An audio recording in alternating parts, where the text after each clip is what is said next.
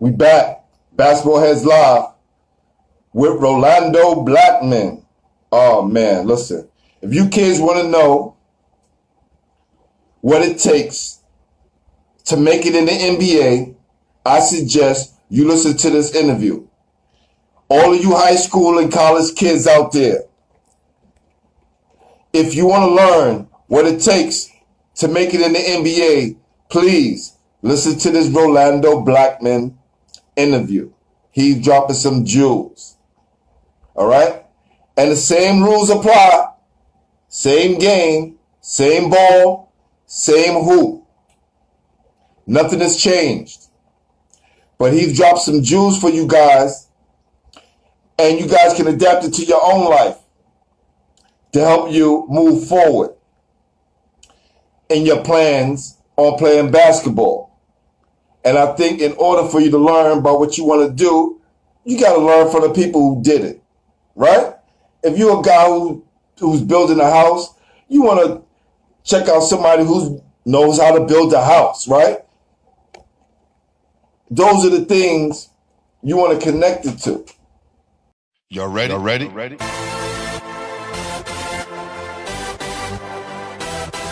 Yeah. You have just stepped out into the world of chaos,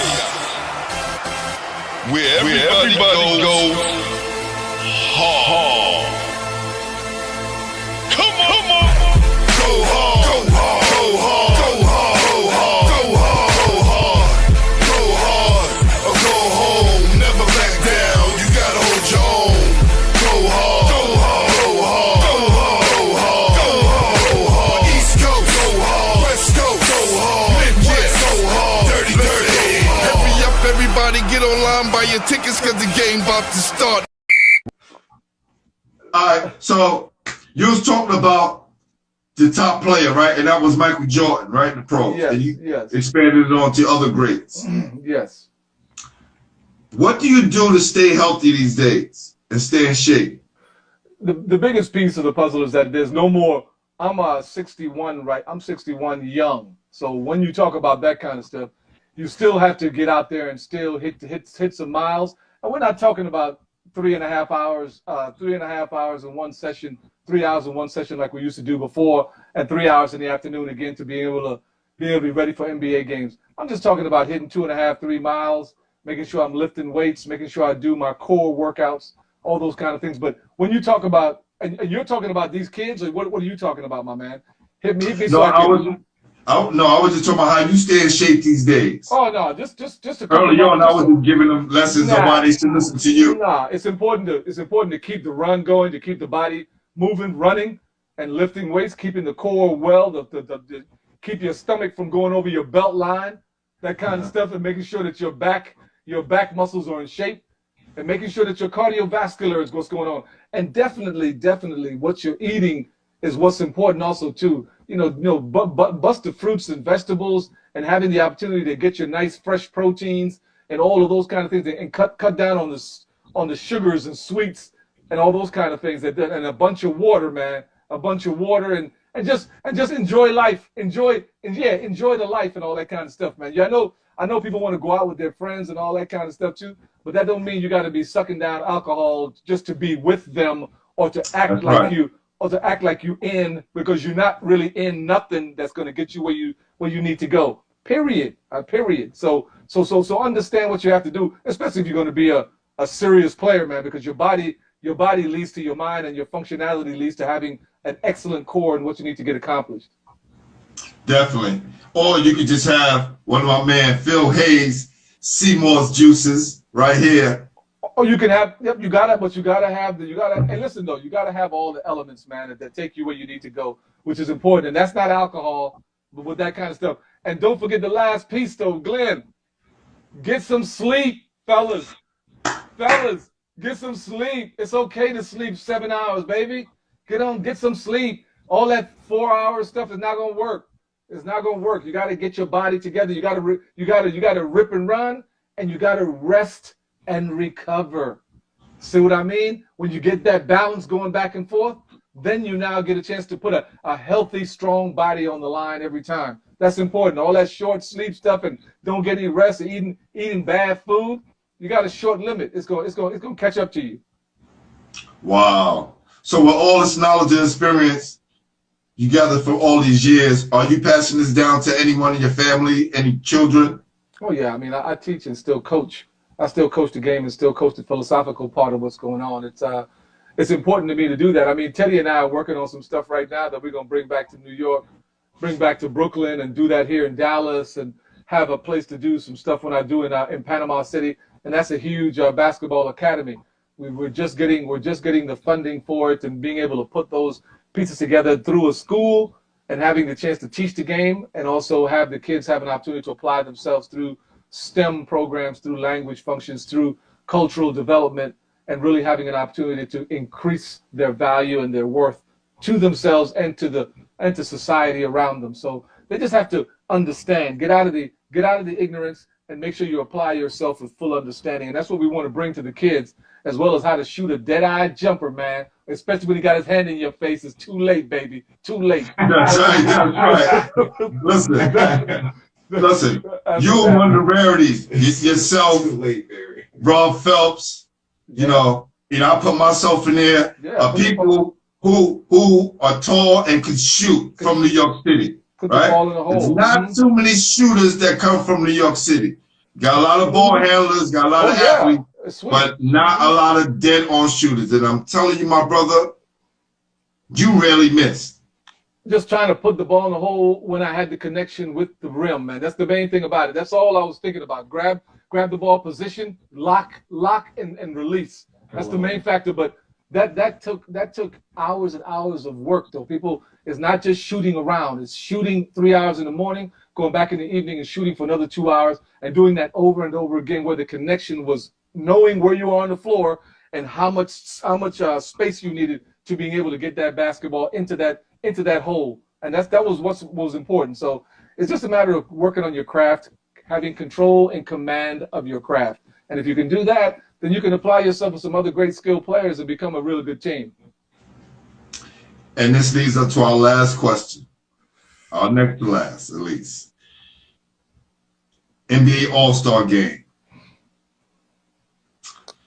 What is like 1.2, 3 seconds on the clock? You got all these great players on your team. And you get the ball. Yeah, man. And they had the confidence to let you go, try to score. They each knew you was a monster, so they came to foul you. No seconds on the clock. This is at the biggest stage basketball besides the NBA championship. What is going through your mind as you are at the foul line, about to knock down these two joints? No, the biggest thing on my mind was to go through the routine, man. Routine of what you know you can do. You've already done it. You understand where you are. Apply what you already have done. It's nothing new, but you've got to control that when that time comes, because you are a human being, and understand all the human frailties will come to you.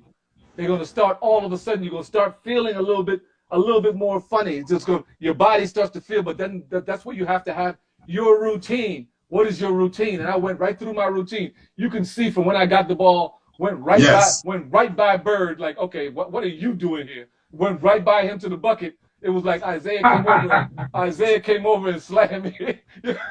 Isaiah came over and slammed me, and then the clock went off. But you can see right from that moment, I looked up, no time, wiped my forehead, got my fingertips ready, and walked and tried to start to get my mind ready. And because I played on the Olympic team, and because I played during the summertime with Isaiah, Isaiah knew exactly what I was trying to do. And he came right on over trying to break my mental cycle. You can see him. Punk, you can't do it. You soft. You can't, you man, you gonna miss these. This too big for you. He tried to break the cycle of my brain, but I just went through a routine. Put my hands, got my fingers wet, making sure I understood I could grip the ball, understood where I was, go through my dribbles. 1, 2, 3, 4.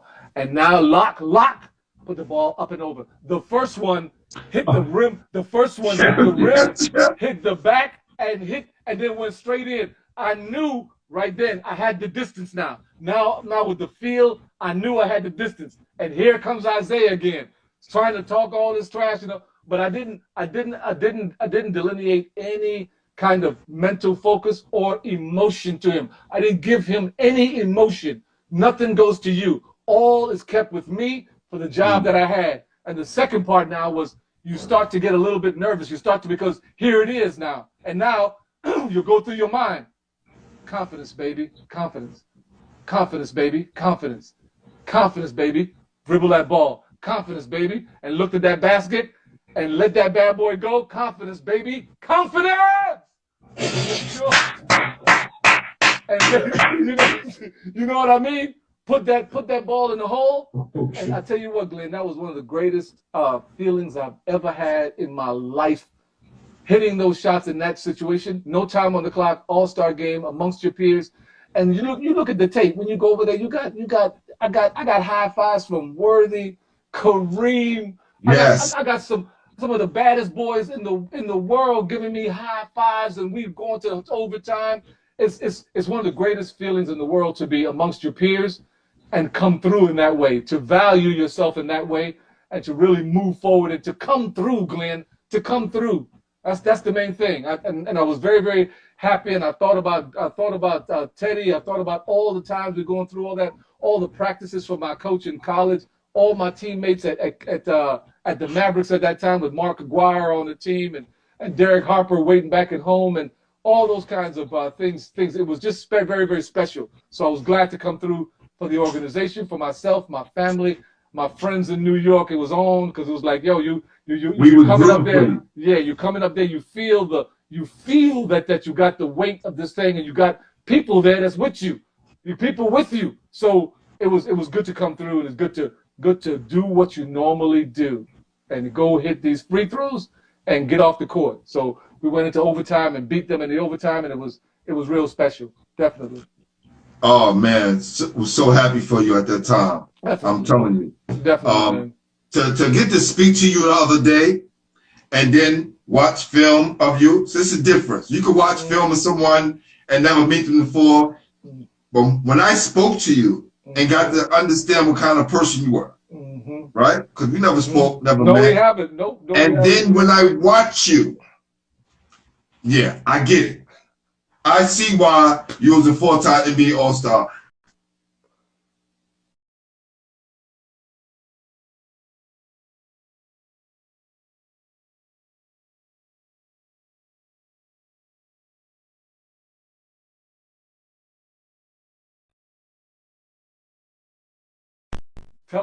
Basketball. Telephone, that was my internet was messing up there for a minute, but Glenn, it's just a proper opportunity for coaches like Coach Gustus and the people all around me, all my teammates from Ditmas, all the fellas that were around there to learn and to understand exactly what it took. Is that it took a village, though. I didn't do it by myself. I had a whole bunch of people helping me, which was that's why I give Brooklyn and the people so much thanks, so much love, so much care, because they're the ones who raised me and gave me the opportunity to understand and put the things that I needed in order to move forward. I left Brooklyn. I left Brooklyn when I went to college, just like Kung Fu did, with my bag and running through this kind of stuff and just getting to one challenge after the other. But I was prepared by my sensei, you know what I mean, and the town around me. So thank you, and thank you all. Believe me. No, this has been a pleasure, man. You know, a kid from Brooklyn surviving in Kansas, man. Listen, I give you all the props, man. I give you all the props. So this is what we're going to do right now. You ready? Right? Sweet picture too. I remember that picture also too. Like just rolling in against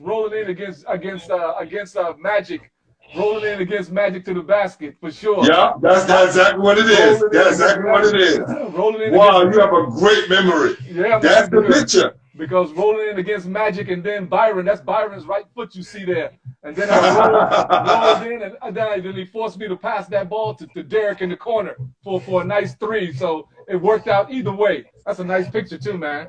That's a nice picture too. Excellent too, man. Fantastic. See, that's the kind of stuff, the artistry. I gotta get to you, my man. I need a logo. I need a logo for my foundation, man. So Listen, hey, brother. You know, I need a logo for my foundation, man. Some people that could do the job. And also I'm paying too. So that's cool. Let's get with it.